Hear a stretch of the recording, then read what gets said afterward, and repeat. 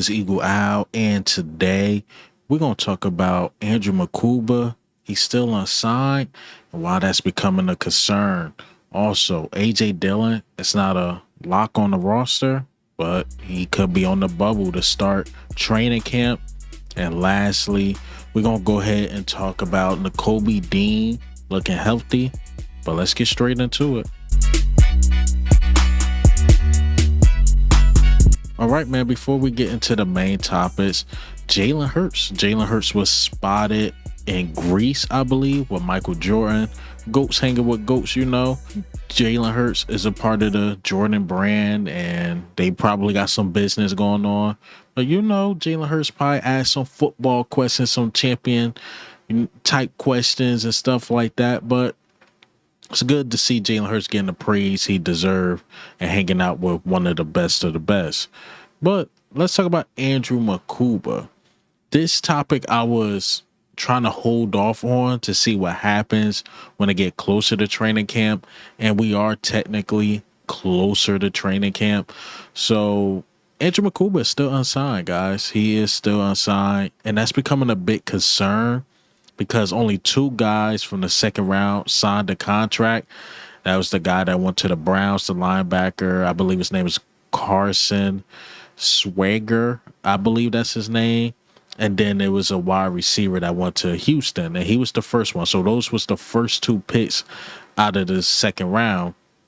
And what's going on with these second round picks and why they're not signing is Houston started something that GMs will be upset about, is that he guaranteed, fully guaranteed at that, the contract. Then the Browns follow that up. We know Browns always guaranteeing contracts. So the agents and the other guys that was drafted in the second round was looking at this like, hold on, wait. I get it. The contracts are basically set in stone, but those first two guys' contracts are fully guaranteed. Why can't our contracts, not be fully guaranteed? And I seen my guy Andrew Mukuba decided not to sign. This is also becoming a big concern because I think somebody that the Chargers drafted is holding out, like it's reported, like he's going to hold out a training camp if he doesn't get the fully guaranteed contract. And I'm like, I don't know if Andrew Mukuba want to play that game, especially with a Sidney Brown breathing down his back. So I don't know if he's going to hold out. He could. I mean, honestly, I wouldn't do it if I was him, because if you look at the Eagles' history, is that we pay players. That's one of the things we do in Philadelphia. You're going to get paid. But it is starting to look a little spooky with everybody else is signed, even the Jahad Campbells of the world. And our second round pick is not signed. Or does he consider a second round pick or early third? Something like that. I don't know. But early third basically is a second round pick. And I am getting worried about this just a little bit. Nothing to go crazy about. But when you look at it, it's like, his agent is playing the game. And I got to go to this about those college NIL deals. These college players coming out of college, they not broke. They not hungry. So that's a good and a bad. The bad is that you get stuff like this. A lot of young players feel entitled, holding out. We see what's going on in Cincinnati. He wants contract a certain way. He's holding out, and then all these second round picks holding out. That's the bad of it. The good of it is that some guys never make it to the NFL and they getting their money. But again, the bad is, are they really hungry? Do they really love the game? So it comes with his yin and his yang. And again, these second round, early third round picks are not starving for money. So they will hold out till they get their money. So we'll see who will be the next team up to fully guarantee these contracts. But as far as our situation, Andrew Mukuba is going into the season battling somebody that want that spot. And I don't think he want to miss day one, day two, day three of training camp to get a fully guaranteed contract. Or maybe he do. Maybe you guys agree with that. Again, it's just the way the Eagles do business. And I've been watching for the Eagles for a long time. They do business. That's one of the things the Eagles get a lot of praise about. Eagles do business the right way, and not the Cowboys or anything like that. So we're gonna be watching Andrew Mukuba how this thing go. Again, everybody else is signed except him. So maybe there's something going on. Like, yo, these second round pick guys want fully guaranteed contracts. We'll see how it go. We'll definitely see how it go. But let's get into the next topic. Nakobe Dean. Nakobe Dean, he was spotted. He was working out. He was actually doing the intense workout, whereas though it took some knee strength, leg strength, and it looked like he's getting strong. And I will say this about Nakobe Dean. He's come like I can't be denied. Like I want to come back early. I want to do what I have to do. I know I've seen Thomas Mountain, those guys talk about him like, yo, he's trying to come back during training camp. Doctor saying he's not going to be ready till October, November. Nakobe Dean, when I'm watching him, I'm like, the doctor's got to save him from himself. So I don't think Nakobe Dean is trying to sit out at all, which I commend, I salute. But at the end of the day, you're a young player, don't want to re-injure, don't want to come back too fast. We know in the past when we had past medical guys who recently got sued and lost, had to pay a bit. I think like some bit fee to a long snapper or something like that in the past.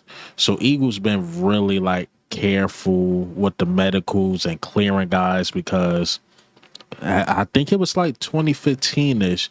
We had a really bad medical staff, but now this medical staff that's in is good.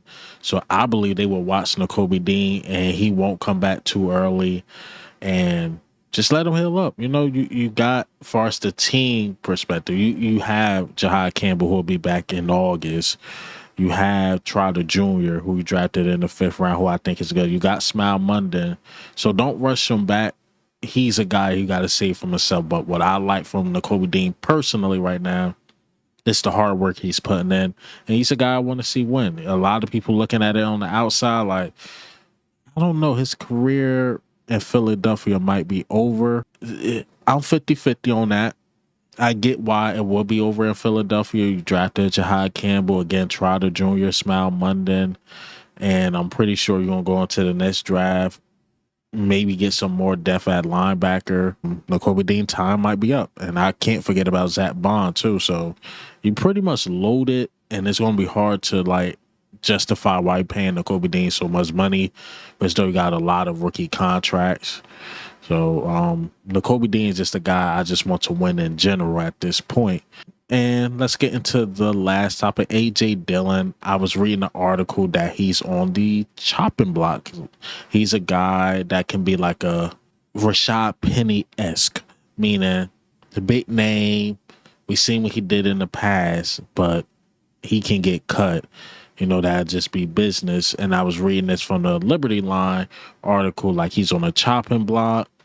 Maybe the Eagles roll with Will Shipley, get one of the UDFAs, don't sleep on them, like the Montrell Johnsons. And I'm forgetting the other guy's name, but we signed a lot of UDFA running backs that can potentially beat out A.J. Dillon. But I look at it personally, like if A.J. Dillon work out, you got your bruiser. This dude, man, he is hard to tackle. But what's been the problem with A.J. Dillon is injuries. But I'm telling you, if he's 100%, honestly, I think it's going to be hard for Will Shipley to beat him out because going from Saquon to the next guy, it's like such a steep hill. But all those guys that's like under Saquon Barkley, to me, they all basically on the same level. But what can separate AJ Dillon is his size and like his goal line presence. So we'll see what AJ Dillon can do. I'm not mad at that tape by the article, but the way they wrote it in the headline was crazy. But we got to see what he do in training camp first. Again, to me, if he's healthy, I think he makes the team. I won't say easily. It will be a battle, but I think he makes the team. But if he's not, and he's limping here and there, you got my guy Lou Nichols. I like Montrell Johnson. Then again, Will Shipley. And I think we just keep 3 running backs. So, yeah, he's a guy to watch. We'll see. I hope he don't get cut, though, because I know how talented he is, and I know he could add an element, again, to this team on, like, second and shorts or third and shorts or goal line presence. Even though we're probably gonna run a touch push here and there, but it just give us another outlet and can add more to the playbook of having an AJ Dillon. But that's all I got for you guys today. Hey man, what do you think? How do you feel? Andrew Mukuba possibly holding out. How you guys feel about that? Also AJ Dillon. But this is Eagle Eye, man. I'm out.